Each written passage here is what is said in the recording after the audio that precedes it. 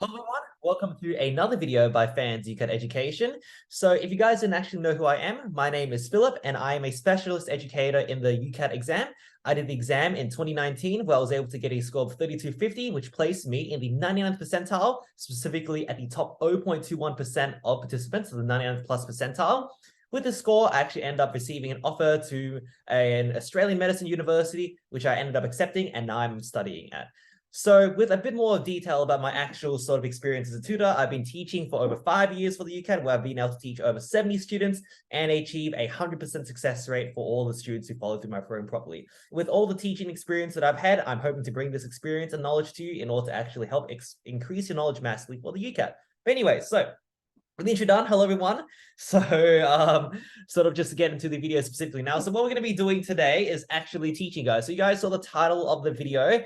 It is one tip to actually make sure you can really improve your quantitative reasoning score. And I do absolutely promise you that if you actually do master this tip, you're going to really find a massive improvement to your score and everything. It's something that I've seen across all of my students and everything. And yeah, there is quite a link with students who are able to do this tip properly and who are able to get the score that they actually want to get within the UCAT. So without further ado, let's just get immediately going to the actual little mini lesson itself. And there's going to be a bit of a live sort of demonstration as well for you guys. We're trying to get through this pretty quickly as well, so we don't you don't get drowned sort of studying this. But anyway, so let's get started. So this is just one tip to massively improve your quantitative reasoning score. A reminder, my Google Forms where you can request a private tutoring session with me in order to help improve your anything that you want with the UCAT. It is going to be an exclusive and highly premium session. So there's a link right there. It's also going to be down below in the description. And also you have my online UCAT Discord community, which is a free place for you to be able to connect with other UCAT students and access resources and directly ask me for help as well. So that will be down in the below in the description as well. So one quick tip to massively improve your quantitative reasoning score. We're going to go through a few points today. It's called mental maths, okay? So that's just like the immediate sort of thing we're going to get into, okay? So this is all about mental maths. We're going to talk about the value of mental maths, the time you can save with it. I'm going to do a quick live demonstration and we're going to go to a final summary for you guys. It's going to be a relatively quick video.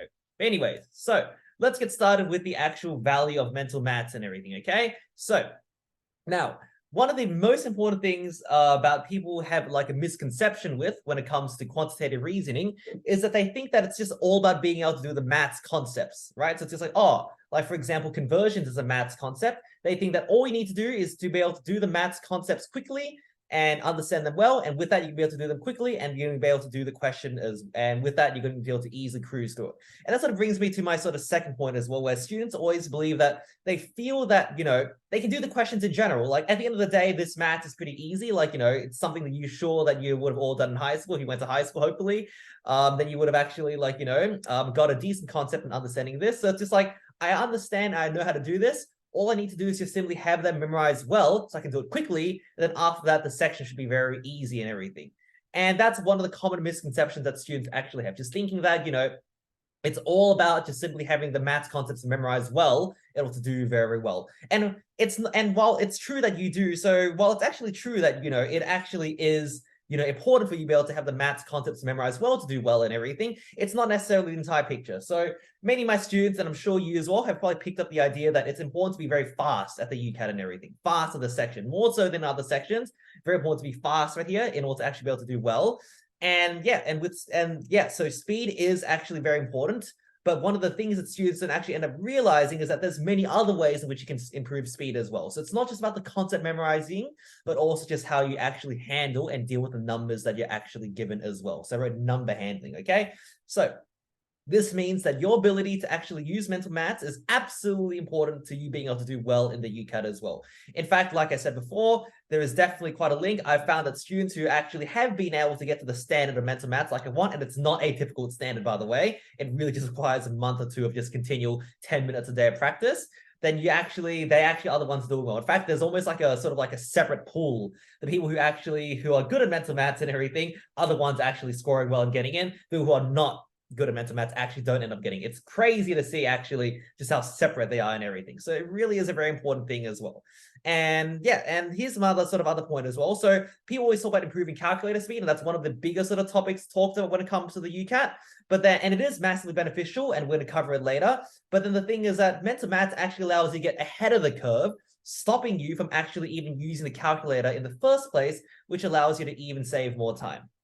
So I'm just going to talk about the time you can save with mental maths and everything. And, as my UCAT educator who's done for 5 years and have taught many, many students, I can say that many, many students can save a heap of time using mental maths as well.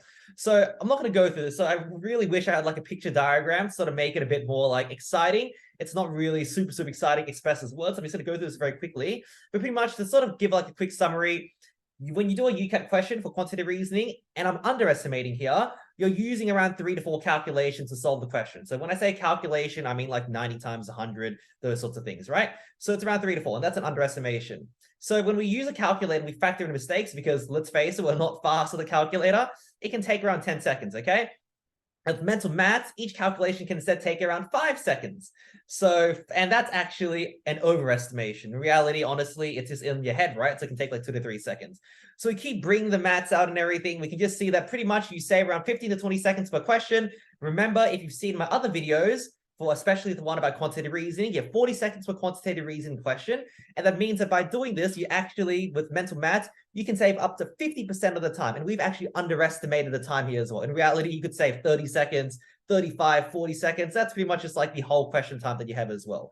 So pretty much quickly right here, you can see that's not about your content memorization, but just also just simply the actual mental maths can really, really improve you. And it's actually about of equal importance. So there's actually lighting. If you're wondering what the flash is, you can see it. There's actually lighting outside right now. It is terrible weather right here where I am. But anyways, we'll go on. We're not going to waste our time talking about that. We're going to talk about now a live demonstration. So now I'm going to give you guys a live demonstration actually of how you can actually see how your mental maths can actually really contribute to your ability to actually do well within the UCAT. So I'm just going to stop sharing my screen for one quick second right here. And I'm just going to go right towards the actual link that I've actually got it set up on. And right here. All right, awesome. Okay, so just going right back here. And pretty much what you can sort of see right here, I'm just going to share my screen again, is that, let me see. How can I sort of get this done properly? All right, there you go. All right, so let's get started looking at this sort of question right here, okay? So here's a question that I just loaded up. This is actually one of the questions that I very, very quickly loaded up randomly. And if you look at this question particularly right here, you can see that, well, this is a question about whales and about 8 male centenarians per 100,000 people and 37 per 100,000 people here as well. And you have this population of whales, which is told as 3 million per people, and how many centenarians are there in Wales, okay? So I'm just going to try to do this question now with mental maths, and I'm going to set a timer on my phone to show you guys. And I'm going to sort of show you how it might actually end up looking like if you actually end up just doing it with a regular sort of calculator approach. And actually keep in mind that this time that I'm doing with mental maths is in fact actually going to be a bit longer because I'm going to be speaking of what I'm doing as I'm actually doing it as well. And that actually ends up taking a bit more time. So I'm going to set a timer on my phone, and it's starting at this point. So 8 male centenarians per 100,000 people, 37. So the population of Wales is this, 3 million people. How many centenarians? Okay, so there's 8 per 100,000, 37 per 100,000. So 45 total per 100,000 people. 3 million divided by 100,000 is 30. So I'm going to do 45 times 30, and the answer is going to be 1350, okay? I'm going to stop the time right here. You can see my time on my phone right here. It's 21.72 seconds, okay? 21.72 seconds just to get that question done. And now let's actually sort of talk about what happens if we're going to try to do this with a calculator approach right now, okay? So I'm just going to simulate what, a student might actually end up looking like when they actually end up doing this, and you're going to see it's a bit different, okay? So I did the calculator, the mental maths approach first, so I'm not sort of cheating it. I've actually not done this question at all. I actually did the question just then with my mental maths, and now I'm going to sort of do the question with a calculator, okay? So, and this is what a student can expect to sort of do, and I'm sure you guys can actually relate to this as well, or you all can relate to this as well, okay? So time is going. So first I want to open up this calculator, moving it here. So there's 8 male centenarians to 37 male. So I'm just doing the same processing I did before. Okay, so first of all, I'm going to need to do, so I know there's going to be 8 plus 37. That's 45. Okay, so 45, I'm going to try to memorize that. And then now, okay, I know that I'm going to have to do this 3 million right here and divide it by 100,000 right here. And now it's going to be 3 million. Oh no, I just accidentally typed in an extra 1 right there. I'm going to delete that. 3 million divided by 100,000, okay? and that's 30. Okay, 30, and then I'm going to time this by 45. Oh, and there is 1350. Okay, so I'm going to stop the time right there. So you can see right here, 39.18 seconds right there as well. Okay, 39.18 seconds. And that's literally 20 seconds longer, and that's only with 2 calculations right there. And I'm sure you can see with many other questions as well that actually you can be doing way more calculations and everything, right? So this is the sort of idea. I just saved 20 seconds by using mental math, and keep in mind, I was keeping it simple as well by actually just simply, well, I was keeping it harder by actually saying it out loud as well, right? So it really just goes to show you the importance of actually using mental maths and everything. And I think you can really see that. So we're going to head to the summary right now before we actually conclude this sort of part right here. And you can really just see just how important it actually is for you to be able to be strong at this mental math sort of approach. We're not going to sort of immediately discuss why, why it's actually, like how we actually can improve it, but I'm just sort of giving you an introductory idea. And for the next video, I'm going to talk about how we actually can improve our mental maths and everything to actually really make sure that you do a lot better in quantitative reasoning.